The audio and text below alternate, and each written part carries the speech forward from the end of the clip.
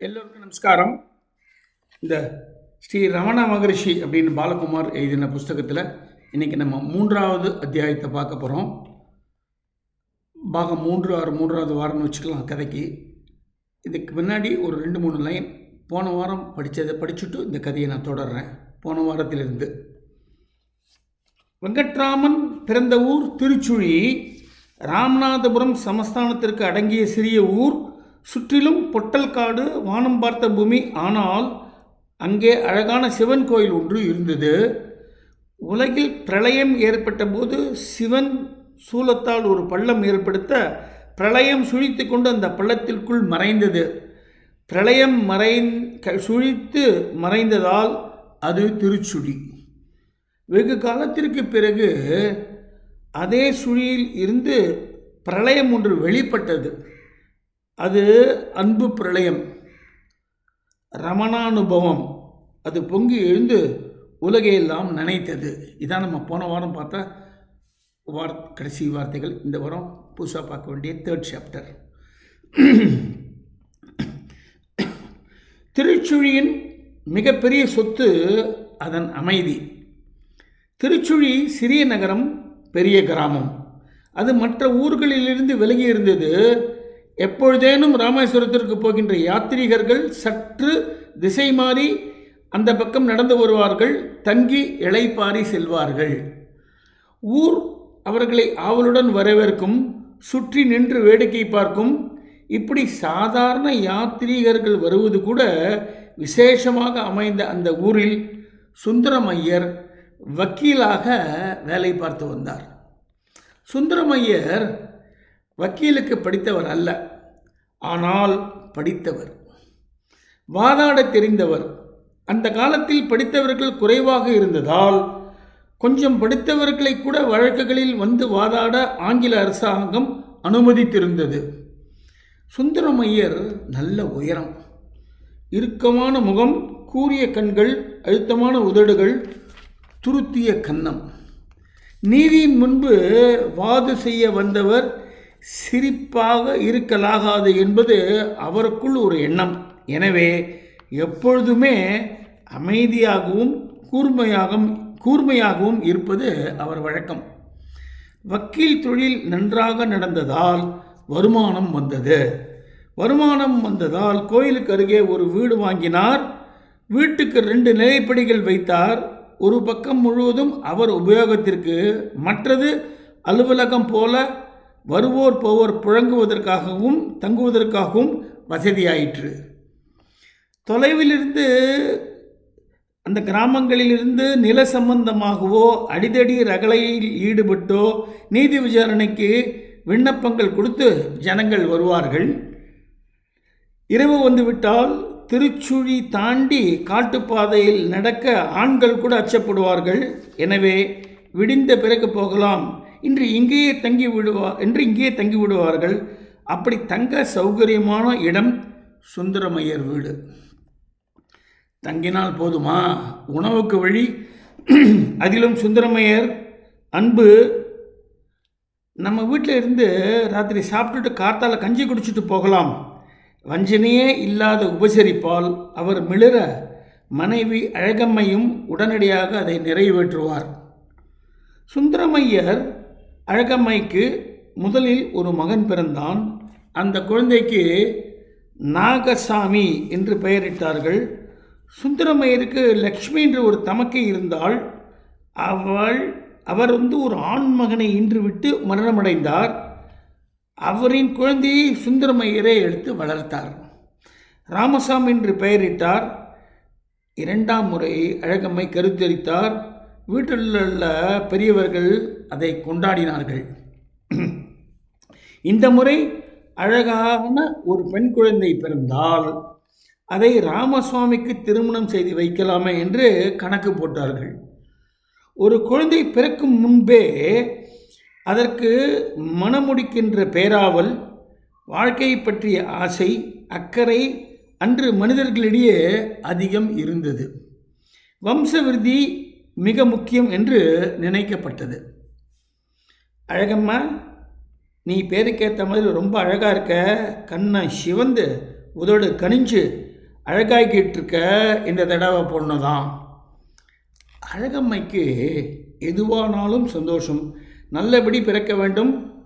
சுந்தரமையருக்கு வெறும் வக்கீல் என்ற செல்வாக்கு மட்டுமல்ல, நல்லவர், உதவி செய்பவர், ஏழை பங்காளர் என்கின்ற நல்ல பெயரும் இருந்தது.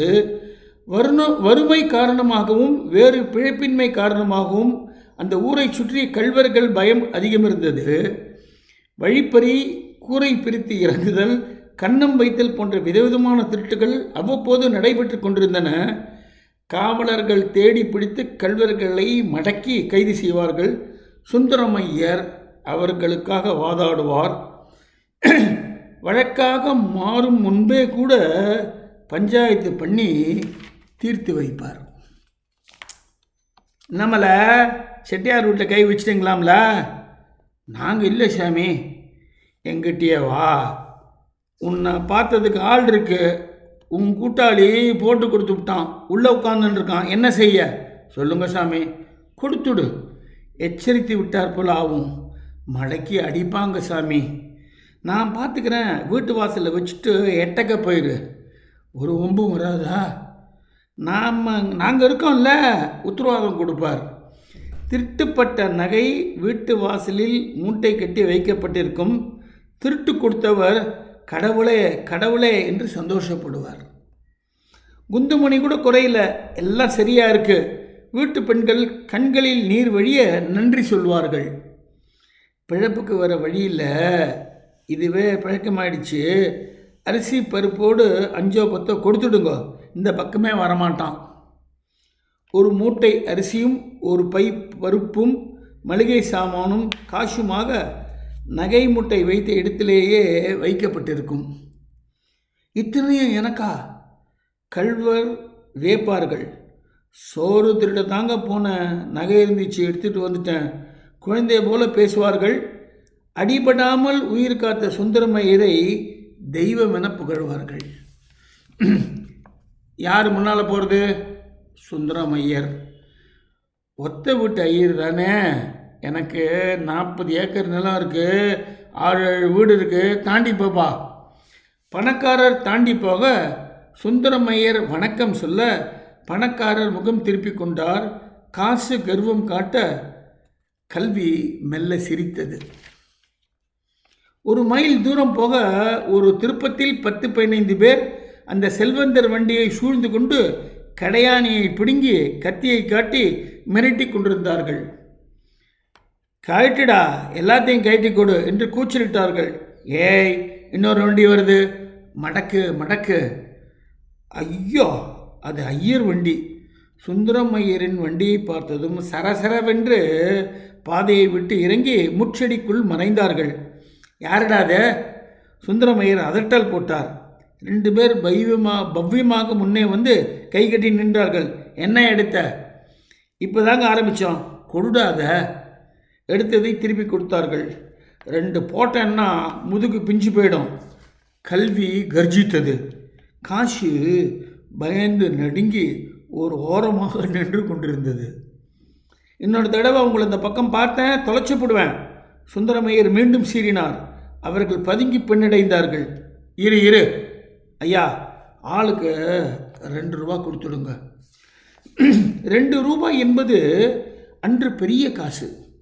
3 நாள் உணவு, தங்கமும் வைரமும் இழந்திருக்க வேண்டிய செல்வந்தர் கள்வர்களுக்கு தலா 2 ரூபாய் கொடுத்துவிட்டு சுந்தரமையருக்கு நன்றி சொன்னார். உங்களை அலட்சியமாக நினச்சிட்டு வந்துட்டேன், மன்னிச்சுக்கோங்க. செல்வந்தர் கை கூப்பினார். ஏதோ சிந்தனையாக இருந்தேங்க, அதனால தான் கவனிக்கல. சரி, முன்னால் போங்க, நான் கூடவே துணைக்கு வரேன். சுந்தரமையர் தட்டி கொடுத்தார். அறிவும் கம்பீரமும் தான் ஆணின் அலங்காரங்கள். சுந்தரமையர் அலங்கார புருஷனாக விளங்கினார். எனக்கு ஒன்றும் பெருசாக பூஜை புனஸ்காரம் தெரியாது. வீட்டில் இருக்கிற சுவாமிக்கு சாஸ்திரிகள் வந்து பூஜை பண்ணிட்டு போவார். நான் சக்கரை பொங்கலோடு சரி. ஆனால் இந்த மாதிரி ஏழைகளை பார்த்தா வயிறு குழையும். பகவானே, இவாளை நல்ல கதிக்கு மாற்றப்படாதா என்ற ஒரு ஏக்கம் வரும். அவர் நெஞ்சில் இருந்த அந்த ஈரம் கருவில் இருந்த குழந்தையிடமும் இருந்தது. சடங்குகளை விட வாழ்க்கை முக்கியம், அனுஷ்டானத்தை விட அன்பு முக்கியம், பொய்யான ஜாதி கர்வத்தை விட சத்தியமான பிரியம் முக்கியம். இந்த குணங்கள் தான் கருவில் இருந்த குழந்தைக்கும் இயல்பாக இருந்தன. வித்து பலமாக இருந்தால் விருட்சம் பெரிதாக கிளர்ந்தது. அது மார்கழி மாதம், பூமி சில்லென்று இருந்தது. நல்ல மழை பெய்து முடிந்து பூமி முழுவதும் பச்சென்று இருந்தது. எல்லா உயிரினங்களும் துள்ளி குதித்தன, சிங்காரமாக உலவின. மார்கழி தேவர்களின் விடியல். மார்கழியில் திருவாதிரை நட்சத்திரம் சேர்ந்த தினம். சைவர்களுக்கு புனித நாள். எல்லா சிவாலயங்களிலும் நடராஜர் ஊர்வலம் வருகின்ற தினம். திருச்சுழியில் உள்ள சகாயவல்லி சமேத பூமிநாதர் ஆலயத்திலும் திருவாதிரை திருவிழா கோலாகலமாக கொண்டாடப்பட்டது. வீதி உலா முடிந்து எம்பெருமான் நடராஜமூர்த்தி ஆலய பிரவேசம் செய்துவிட்டார். திருவாதிரை முடிந்து புனர்பூசம் ஆரம்பித்து விட்டது. சுந்தரமையர் வீட்டின் முன் அறையில் பல பெண்கள் போவதும் வருவதுமாக அலைந்து கொண்டிருந்தனர். இரவு 1 மணிக்கு மேல் பரபரப்பானார்கள். அழகம்மையின் வேதனை குரல் சுந்தரம் ஐயரை மெல்ல வாட்டியது. இடையராது நமச்சிவாய ஜபம் செய்தார். 1:17 குழந்தை பிறந்தது. ஆண்மகவு. ஆண்மகவு என்று சுந்தரமையருக்கு அறிவிக்கப்பட்டது. அவர் கோவில் கோபுரம் நோக்கி கை கூப்பினார். அது 1879 ஆண்டு டிசம்பர் மாதம் 30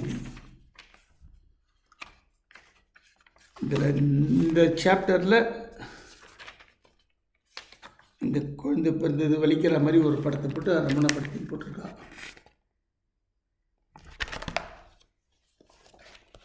வழக்கம் போல் இதுவும் நல்ல உணர்ச்சிகரமான எழுதப்பட்ட ஒரு சாப்டர்.